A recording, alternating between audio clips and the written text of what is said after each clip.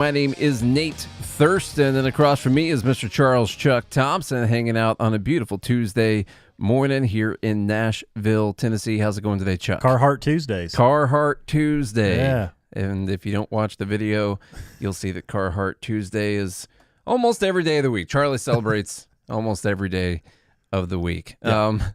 What's up, everyone? It's Good Morning Liberty. We talk about life, liberty, and the pursuit of meaning every single day of the week when we want to. So smash the follow, subscribe, repost, like, bookmark, all of the different things that you can do to help grow this show. Do those things. Leave a rating and review. 5 stars if you like it, or forget I said anything if you don't. All right. So we've got a very clear situation to talk about here on this beautiful Tuesday morning. We've got a message here from Donald J. Trump, the president, a guy who both Charlie and I voted for. All right, so keep that in mind here. Donald Trump says, "Thank you to the House Freedom Caucus for just delivering a big blow to the radical left Democrats and their desire to raise taxes and shut our country down. They hate America and all it stands for. That's why they allow millions of criminals to invade our nation. Sometimes it takes great courage to do the right thing. Congressman Thomas Massie of beautiful Kentucky is an automatic no vote on just about everything, despite the fact that he has always voted for continuing resolutions in the past. He should be primaried, and I will lead the charge against him. He's just another grandstander who's too much trouble and not worth the fight. He reminds me of Liz Cheney before her historic, record-breaking fall and loss. The people of Kentucky won't stand for it. Just watch. Do I have any takers? Anyway, thank you again to the House Freedom Caucus for your very important vote. We need to buy some time in order to make America great again, greater than ever before. Unite and win." Charlie, your thoughts on that? What do you think? Well, it's not super surprising.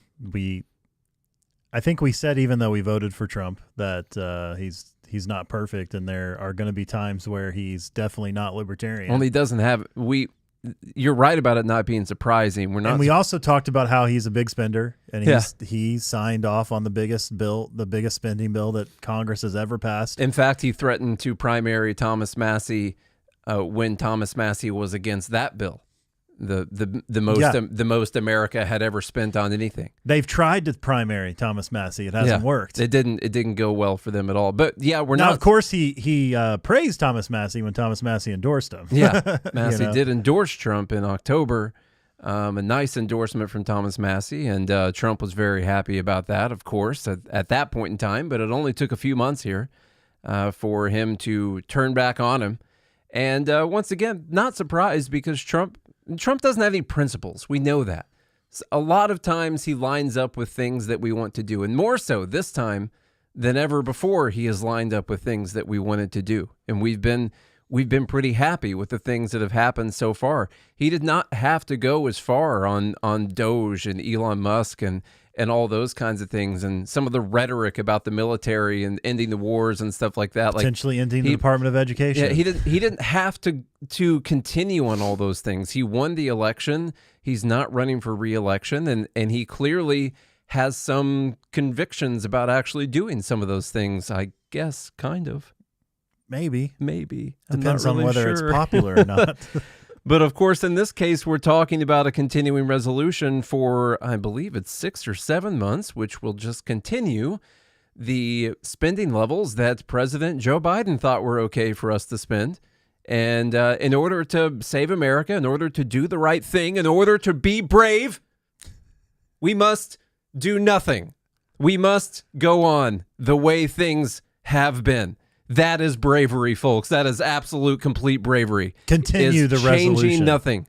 Continuing the spending that we have right now. It takes a true American patriot to decide to spend $2 trillion more than we're taking in every single year. That is bravery. That is a love for America that I've never seen before in my entire life. Let me tell you what. And anyone who's against it, they should be You got to banished. get rid of them. You can't have people like this. You just can't. You just can't.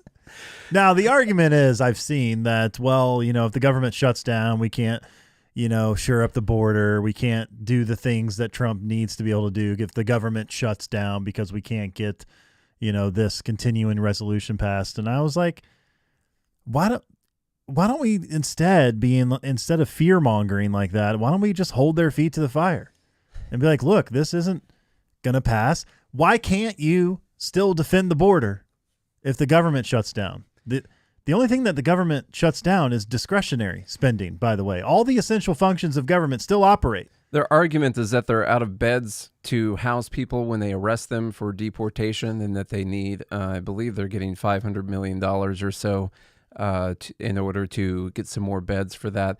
But, the thing is, if we're always afraid of, there's always going to be a reason that you'll be scared the government's going to shut down. Every time you get to that point, they're going to be able to point to a few things like, oh, we just can't have this. We just can't have this thing shutting down.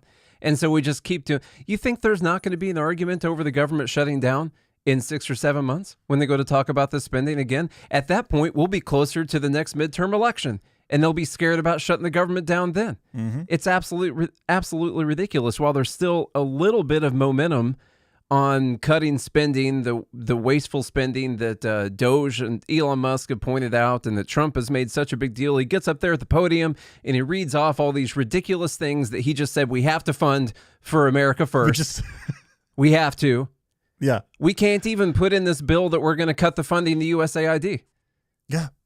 We have to fund that too. Yeah. It's so terrible. It's so hilarious. It's so wasteful. And if we don't fund it, then you're against America. Now, help me understand. Even if let's say Congress passes the funding of it, does Trump still have the capability to freeze the spending? Well, so one thing I don't understand. They don't know that yet. That answer has not made its way all the way through the courts, is the actual answer. The USAID was moved into the State Department, and Rubio did announce yesterday that they were essentially they had 6,300 programs under USAID by which they were spending taxpayer money. And Rubio made the conservative decision to keep only 1,000 of those programs from USAID and make sure that they're all spending money aligned with American interests. Yeah. And but as far as where the rest of the money goes, it's not like it goes towards the debt or the deficit or anything like that. It's going to sit there in an account unspent. And they could vote to take away that funding for those 5,300. They could put that in the bill right now. Why don't you make the Democrats shut down the government so they can keep funding gay comic books in Peru? At least make them shut it down for that. At least add some sorts of amendments that shows that you're going to codify this, right? Yeah. We talk about Congress codifying into law. They could have put in the bill that, people have talked about a rescission package. They can vote to rescind a bunch of this funding. They should put in this bill, we will vote on a rescission package in 60 days. We're going to vote on a rescission package. But there's no promise to do that. It also doesn't matter. I believe it passed. Is that right? I think it did. The I House haven't looked at all that. As far as the primary thing is concerned, by the way, I did look this up. Remember back in 2020, Trump said some of the same stuff. He called Massie a third-rate grandstander. I guess Massie's a little bit better in his eyes this time because now he just called him a grandstander. Yeah. And I don't know what level of grandstanding First he of is. His name. Yeah. But he called him a third-rate grandstander, which Massie had a funny response to that. He was like, I think I'm at least a second-rate grandstander. And so that was pretty funny. And in this, he said, we need to throw Massie out of the Republican Party. They then found a Republican challenger in the primary named Todd McMurtry, who Trump did endorse. And Thomas Massie got 81% of the vote in the Republican primary. Smoked it. 81% after this. Now, to be fair on this all happened very quickly. This tweet storm was in March, and the Republican primary was then in June of 2020. So they didn't have a lot of time to throw together an actual challenge against Massie.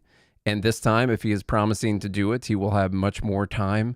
And this is something. This is a priority here. You got to make sure you get rid of Thomas Massie. Yeah. And so we definitely need a lot of Trump's time going towards that. Massie's he's going to win. He's not going to get primaried out. The people in Kentucky love him. He destroys everyone that runs against him. Yeah. This is what they want. No one's even come close. No, not even close. Not even close. And you want to talk about landslide victory? Yeah. A few comments here from Massie over the last couple days. He said, unless I get a lobotomy Monday that causes me to forget what I've witnessed the past 12 years, I'll be a no on the CR this week. It amazes me that my colleagues and many of the public fall for the lie that we will fight another day.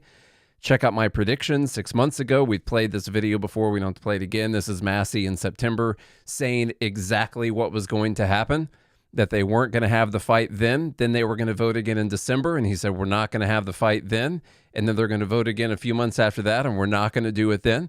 And they're just going to keep kicking the can down the road because it's always too dangerous to take the chance of cutting any of this government spending. Dangerous. There will always be a reason that it's too dangerous to do this. Mm-hmm. And let's see. He also said, if it passes this week, the CR obligates Trump from now until September to spend the same amounts of money on generally the same things Biden spent money on in his last 15 months in office. We could pass rescissions later to undo some things, but there's no commitment to do so. That's one thing we mentioned there. He also said the argument for a CR in September was to fight in December after the election. The argument for a CR in December was to fight in March 2025 after the inauguration. And the argument for CR in March 2025 is to fight in September 2025 because we're not ready yet, and we're going to do it then. Do you think there's going to be more political will to make any cuts in September of 2025? Do you guys feel the same hype around Doge that you felt a month ago? Are you seeing people bring up all this wasteful spending like they used to a month ago? Or has the media been doing their job, which is to scare the hell out of people, that anything they cut, people are going to die? You think that there's going to be more support for cuts in September of 2025 than there is right now, or less support for cuts than there is right now? It's pretty clear what the answer to this. It's a rhetorical question. You guys know what the answer is. Yeah. Also, you mentioned Trump's speech, his address to Congress, really a State of the Union, but whatever you want to call it, where he mentioned these particular waste, fraud, and abuse. He pointed out Elon and the great job that he's doing. Mm-hmm. But then we must still pass funding for those same programs. And it's insanity. It's the thing. And then it goes further than that, because it's not just like, okay, well, we need to pass this for agenda. Anybody who's against it because they want those cuts in the bill, or at least some plan to rescind the spending. Mm-hmm. That person, they're the enemy now. They're just as bad as the Democrats or anyone else who's not forwarding Trump's agenda. And he's right. Like Thomas Massie did vote for a CR previously, and I believe that was when they essentially promised to do 12 separate spending bills later on, or there would end up being an automatic 1% cut to everything. And that's what they signed on to. And they are, of course, getting around the 1% cut, because I believe that one automatic 1% cut to everything kicks in at the end of April if they don't sign this CR, pass the CR, which they just did. And so Mike Johnson, once again, doing his job to make sure we don't have automatic 1% cuts kicking in on everything, because the entire world will just fall apart if the government cut 1% of everything that it was spending on every. Do you guys think we're ever going to get to any real cuts with this kind of mentality? Or a real balanced budget? We can't touch 1%. We can't do that. We have to do everything possible to avoid that. I'm just sick of people. I'm sick of people lying about this. Like, people post about it and they act like they care about it. Trump included. So many people, Republicans in the House and in the Senate, minus Rand Paul, who also said he's a no on this bill. But they all talk about all this, and then we just can't. We're never going to balance the budget if you can't cut 1%. If you can't cut 75% of USAID's budget out of this bill, how are you ever going to balance a budget? It's not going to happen. Yeah. And so stop talking about it. Stop telling people about it. Just tell the truth. All of them stood up and clapped when Trump was announcing the Doge things at the speech. They all stood up and clapped. And then they all just voted to continue the same spending. A wild thing that's happening right now that I also pointed out was that when you watch anything in the mainstream media or follow anyone on the left right now, they're all fear-mongering and just constantly talking about how Trump is going to cut all of these programs and he's going to destroy our country and put people out on the street and harming veterans and doing all this stuff. And they're just fear-mongering constantly about these elusive cuts that Trump is going to make at some point in time. And what's Trump doing? He's attacking the one guy in Congress that actually wants to make the cuts.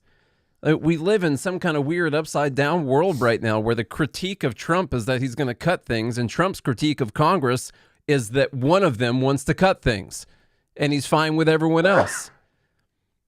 I'm hot today. I'm hot about this. Get on. I see the box you're on. It's full of soap. I am mad right now, man. On a box full of suds. So listen, on balance, Trump has been really great so far. All right. None of this means that I want to, I don't want a refund on my vote right now. I'm not shocked because I know Trump doesn't have principles. What's up? You said he's been really great. He's said a lot of great things. He said great things. Actions speak louder than words, though. So he said a lot of things that I haven't heard American presidents say in my lifetime. Now, whether or not those things happen is going to depend on his actual support for those things happening in Congress. That's what we're finding, is that he went up in front of Congress and he could have told them, listen, there are more Republicans in the House and there are more Republicans in the Senate than Democrats. And all of these people follow in lockstep behind what Trump wants them to do. He could have told them in Congress, you guys have seen the news. You have seen us talking about Doge. You have seen all this wasteful spending. I want a bill that cuts these things out of the spending. Stop funding these things. And then all these same people would have jumped in line and said, we gotta do this. This is America first, MAGA. You know, this is what Trump wants us to do. But he didn't do it. Didn't do it. All right. I don't guess I'm really surprised, but I think Trump made a big miscalculation here in the state that the country is in. I know that a lot of people support what Trump's doing here, and they're going to support Trump no matter what. But predominantly, I have seen people talking about how stupid of a move this was from Trump. A lot of big right-wing voices talking about how stupid of a move this was from Trump. I have not seen a lot of really big voices backing Trump up on this. And you know why? Because maybe cat poop? I'm sure cat poop has been doing that. What's funny is he was against Massie like 3 months ago, and then he was praising Massie again like a month ago, and now I'm sure he's back against Massie again. He literally just does whatever Trump wants. It's disgusting to watch people do that kind of thing, but whatever. I think Trump made a big miscalculation of the kind of mood that so many of the people who got him elected were in. And the mood that we were in is that we have to slash and burn this SOB. It's got to happen. Like, if you actually think that we are heading towards a fiscal cliff, if you think that the deficit is untenable and you think that $900 billion a year on interest is unmanageable, and the fact that by 2030, it's projected to be $1.8 trillion per year just in interest on the debt. If you think that we are actually heading towards bankruptcy, then you are ready to actually cut some things out there. And so the reason I think I haven't seen a lot of really big accounts going after Thomas Massie and backing up Trump on this is because they know it's not true. They know it's wrong to do this. They know that Massie is the only person putting the rubber to the road, putting his votes where his mouth is when it comes to all these things that all of these people have said is so important. And so I've seen a lot more support than I have people against them so far today. Jesse Kelly said Chip Roy's not going to lose his primary. Thomas Massie's not going to lose his primary because they do what they promised their voters they would do.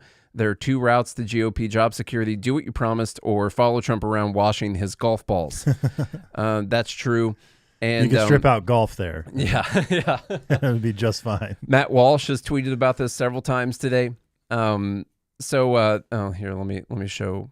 What a lot of people have said about Thomas Massie is that he's a do-nothing guy. He doesn't get anything done. And by getting things done, what they mean is that he gets laws passed. And Jesse Kelly makes the point, and Matt Walsh backs it up. Why do I want a guy to pass laws? Are you telling me that the problem in America is that Congress hasn't passed enough laws? We need less. Any congressman that does nothing is my kind of congressman. That might be part of the problem, considering when you talk about regulations. Yeah. After that, they should do that, of course. So let's cut all the regulations and force Congress to pass laws on these things. But even then, you can't say that there's one guy who actually is as principled, who wants to do everything right, and all the other people are not principled and won't go along with him at all. But at least they're voting for something. And it's the guy who's principled that is the problem. Now, he's the one who's actually doing the things that you say you want to do. But you say he's the problem because no one ever comes along with him. And so he's the problem because he doesn't compromise in that direction. Let me tell you what, we got to where we are right now through compromise. That is what happened. We compromised and compromised over and over again. That is how we got right here. We can't cut 1%, but they sure can add 1% they'll add slowly 1%, no problem. Over time. No problem will they have adding 1%. Not an issue at all. Matt Walsh says this is the problem with people who complain that guys like Massie don't do anything. Do you want him to just pass laws for the fun of it? Do you think that's the problem with Congress, that they don't pass enough laws? The problem is that they pass bad laws, and the good laws we do have on the books aren't enforced. More laws is very rarely the solution to any problem. That is correct. Let's see. Matt Walsh also said, you can disagree with Massie about the CR. That's fine. But the idea that he needs to be ousted from Congress is just asinine. You will not find very many elected Republicans who have more consistently gotten most issues right over the past 5 years. Go ahead, try and come up with a list. Give me 10 Republicans with a better track record. Anyone supporting the call for Massie to be primaried should be able to list at least 10 elected Republicans who have a better voting record. Go ahead, let's see it. You can't name them. It's not possible. Well, they don't exist. Yeah, they're not. You can't name them because you'd have to make names up. Yeah. And because they're is in fact the case that those people do not exist. So good on Matt Walsh for sticking his neck out there. I know that Ben Shapiro is going to disagree with him on this. Ben Shapiro's always got the same stuff to say about Massie. He'll say like, hey, at least he's principled. At least he's consistent. He does this all the time. It's not because he hates Trump or whatever. He does this no matter who the president is. He's not going to vote for more spending. But then he goes on a rant about how you have to compromise in Washington and all that. And no, I don't think you have to compromise in favor of removing rights from people. The other thing, too, that a lot of these people are saying, like Anna here, you're either with Trump all the way or not at all. Here, this is the full... read this. It's okay, ridiculous. She said, I like and respect Thomas Massie, but we're fighting against an enemy, domestic and foreign. You're either with Trump all the way or not at all. This isn't the time to stand up for your personal beliefs. We have bigger problems than Massie's spending concerns that can be solved later. We have just begun the battle. Stand with Trump or get out of the way. And that's what's so interesting is that these same people who believe in like separation of powers, right, and that Trump can do things because he's an equal branch of the government and all this stuff, will then be like, oh, you got to stay in line with the king. Yeah. Because Trump is his vision is the only thing that matters. His opinion is the only thing that matters. You're either with him or you're against him. And that's the interesting thing about this. Walsh pointed out the craziest part. I pointed out one part of this, which is where she said, we have bigger problems than Massie's spending concerns that can be solved later. And I said, WTF are you talking about? Yeah. Like what? All the things Trump has been talking about, for the most part, have been spending concerns. That's what they've been. And so what, you could name a few things that Trump has been talking about, I guess, when it comes to immigration or detaining people that are protesting things that you disagree with. There's bigger concerns, I guess, on that light. But all the other stuff that's been going on has been spending. So like bigger concerns than the spending? No. This just tells me that so many of these people, when they talk about, Republicans have always used this terminology, the fiscal cliff. We're going to fall off the fiscal cliff, and there's going to be no way back for us, and we're going to go bankrupt and all that. So many of those people don't believe it. I believe it. I think it's an actual problem. I think people don't understand. Right now, we are spending more money than the military on interest on the national debt. That is $900 billion that the government is spending. that could go towards some of the other programs that they're trying to fund, whatever it is, like the other things that we're currently doing. Instead of borrowing that, we're borrowing it and putting it towards interest right now. We're getting new credit cards. We're hitting the bonus points real quick on those cards, let me tell you what. And then we're paying it on interest. And that by 2030, we're going to be, I think it's 2030, we're going to be at $1.8 trillion just in interest. Do you know how big a portion of the budget that is? Right now, that's 30% of the budget is just going to be in interest. Mm-hmm. That's insane. And then we're going to be borrowing to pay that. It's literally credit cards spiraling out of control. It means it just exponentially gets worse. By 2035, there's no country. Yeah. I mean, that's the way it is. Social Security is projected. The trust fund's projected to be out of money by 2035. The interest is going to be insane, like over $2 trillion by 2035. This is a real thing that's about to happen. And they're going to have to increase taxes to like 50%, or they're going to have to print away all of that money and devalue our currency. Those are the only options right now if they don't cut spending. Yes. That is the problem and has been the problem in the government for about 100 years now. Has been government spending. 80 years, really, since World War II. That's been the problem. New guy Josh said, other than that, everything's great. Everything's looking up, honestly. Yeah. Things are looking really good at the moment. So Anna's an idiot. Yeah, Anna. This is a different Anna right here. Not the same Anna. Let's see. Going after Thomas Massie. Oh, this is smart Anna. Yeah, this is... Yeah. We just had dumb Anna. Yeah, we had retarded Anna, and then we got non-retarded Anna right here. Going after Thomas Massie was the worst move Trump could make. I voted for Trump 3 times. I gave him every opportunity and went into this term with hope he would really change, which I do think he's changed some. They are still so scared of what the media is going to say about them if they have to lock up a national park for a week or something like that. They're just terrified of what people are going to say if that happens. And the problem is a lot of people are going to buy into that. I guess I sort of get that. The people are stupid. So I gave him every opportunity and went into this term with hope he would really change. I had hope he would be transparent, want to balance the budget, and put America first. Instead, he's hiding information. Yeah, we still haven't seen the Epstein files, the JFK files. That's weird. All those things that have been promised have yet to be delivered. Mm-hmm. Advocating for an increase in spending and putting Israel and BlackRock first. So many Trump supporters were so quick to say Vance should run in 28 without seeing how this term played out. Well, it's plain, and it's not looking good so far. I stand with Thomas Massie. That is non-retarded Anna right there. It's their official, it's their given name right there. Nick Sortor, who is a guy I believe I got so annoyed with I muted at one point in time. I think... said, even as one of President Trump's most loyal supporters, yeah, that's why I muted him. This guy's freaking annoying. I disagree with this. Thomas Massie was the only member of Congress who stood up for the stood up to the COVID boondoggle when the world went freaking mad. The chamber booed and jeered. A lot of jeering. You gotta hate it when people jeer. But Massie was right, and such a great quote from Massie here. That should just go down in history as one of the greatest things a congressman's ever said. Mr. Speaker, I came here to make sure our republic doesn't die by unanimous consent in an empty chamber, and I request a recorded vote. I came here to make sure our republic doesn't die by unanimous consent in an empty chamber. Think about that for a second. Unanimous consent in an empty chamber. For the biggest spending bill that we have ever had in the history of America, probably the history of the world that ever happened. And Trump tried to primary him because all Massie was doing was requesting a recorded vote for the biggest spending bill that America has ever done, ever. And he wanted a recorded vote on it. By the way, Trump was also wrong on COVID. Yeah, a lot.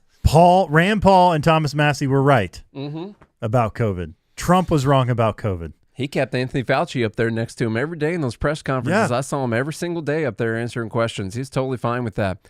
Tim Pool said, Rep. Massie is one of the few members of Congress with honor and integrity. Trump is wrong on this one. But I understand we are racing the clock and Trump needs to get shit done as fast as possible. And I said, get what done as fast as possible? Keep everything the same? Yeah. Hurry up. We got to keep everything the same. Can't stop now. Yeah. What does that even mean? I hope they got more likes than it did. It probably didn't. Mine? Yeah. It's doing no, it's not very good. It's not as good as it should be. Yeah. Okay. So those are the bulk of my comments on this. Let's see, I already said that. And as I mentioned, Rand Paul also said that he's a no. So let's see if Trump also comes out and says that we're going to primary Rand Paul. That's we'll see. I don't know. I'm sure they have. Paul says he's a hell no, actually. Oh yeah, that's a bigger. Yeah, that's a hell no right there. Okay. So, is he being threatened to be primaried as well? I haven't seen it yet. I don't know. And so at this point, I'm gonna play a clip that we have played so many times, a clip that I've referenced so many times that I referenced on yesterday's show. But you never know when there's someone new listening right now, and I want to show you what I think is actually the most profound statement from Milton Friedman. He pointed out a lot of other really great and obvious things, but he made a point about Congress that I just think people don't fully grasp yet, and that I'm not even mad at Congress right now. It is the people who have to change on this issue. If the people in Congress thought that they were all going to win their elections after they voted to cut 5% out of the budget across the board, then they would go and do it if that's what it took to win their election. But it turns out that a lot of people like to talk about cutting spending, but they want spending cut that they don't think is going to affect them. And unfortunately, the way our government has worked it out, there's a little bit of spending that affects everyone. And so no one really wants to cut everything across the board because that might be cutting something that they benefit from, or at least they think they benefit from. It feels like they benefit from it. But I'm going to play this quote from Milton Friedman because it feels relevant today. No, we don't need to change Congress. Excuse me. You know, people have a great misunderstanding about this. People in Congress are in a business. They're trying to buy votes. They're in the business of competing with one another to get elected. The same congressman will vote for a different thing if he thinks that's politically profitable. You don't have to change Congress. People have a great misconception in this way. They think the way you solve things is by electing the right people. It's nice to elect the right people, but that isn't the way you solve things. The way you solve things is by making it politically profitable for the wrong people to do the right things. Incentive. Always great. Incentives. And the caption I put on this, or the post I put on this, which I posted out back in January, which is that it'd be great to have 535 Thomas Massies in Congress, but you don't have to do that. I would love to do it. Let's do it. Let's work on it. Let's all work on getting 535 Thomas Massies. That'd be awesome. We don't have to, though. If we want that, if the people want that, the people that are already there, they'll vote for those things. These people don't have principles. There's one guy who has principles. All the other people just want to keep their jobs. Yeah. That's it. That's all they want to do is keep their jobs. I wonder what the polling shows on government shutdown. You know, if there's a reason that they continue to do the same thing because, you know, polling shows that America would freak out. I think it's a big political win for the opposing side, just because I remember, you know, when it happened under Obama, they immediately went to literally a video of a little girl holding an ice cream cone trying to get into a park, and there was like a guard standing there stopping people from going into the park. How's that guard getting paid? And there's probably a city police officer that was still, you know, local police officer. And even though all of the mandatory things still get funded at that time, all those, you know, your Social Security, your Medicare, all that stuff still gets funded. All the there's a government things. shutdown. Our military is still going to be able to go to war if they can go to war, and they still get paid. Some of them, I guess there's some that's mandatory, some discretionary, but they always get. You know, everyone gets back pay afterwards, and so it all the world doesn't fall apart. And in fact, I would like to. There used to be a time I could probably find a tweet from Trump of Trump posting, "Shut it down." Here's what I don't understand. Shut the thing down. Here's what I don't understand though. They have majority Republican in both houses. Yeah. Why couldn't they just pass what they need to pass? Why do they need to fight anything? You have the majority. Yeah. What do you need? What do you need to fight? Because not all of them actually want to cut spending.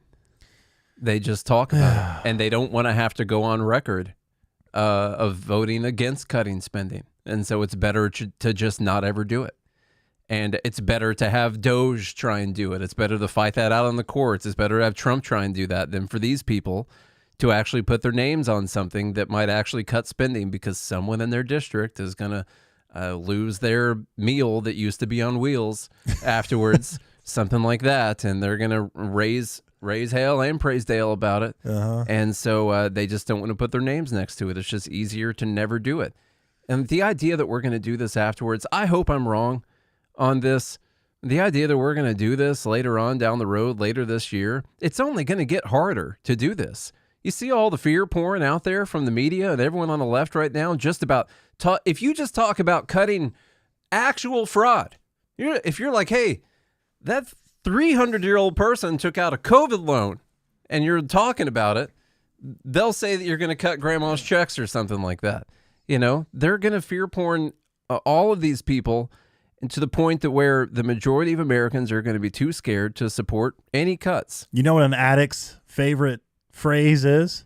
Yeah. I'll quit tomorrow. Tomorrow. It's always tomorrow. Tomorrow. When's your diet? It's tomorrow. When Tomorrow's are you going to quit? the day. When are you going to quit smoking? When this pack is out, that's when I'm going to quit smoking. Yeah. You know, that's it. That's always the case. It's always tomorrow. I'm going to quit later. This for is a sure. problem for future Homer.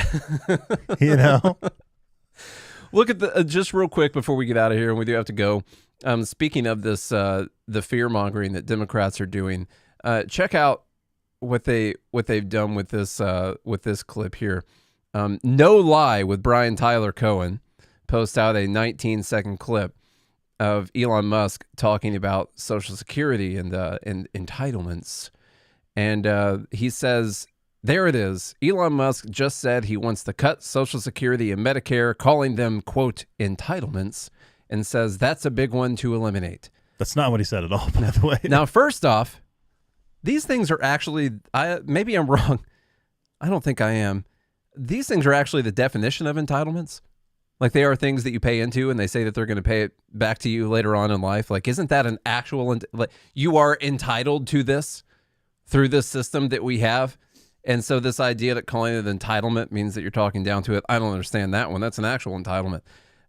Here's the 19-second clip that No Lie with Brian Tyler Cohen said explains Elon Musk wants to cut Social Security and Medicare.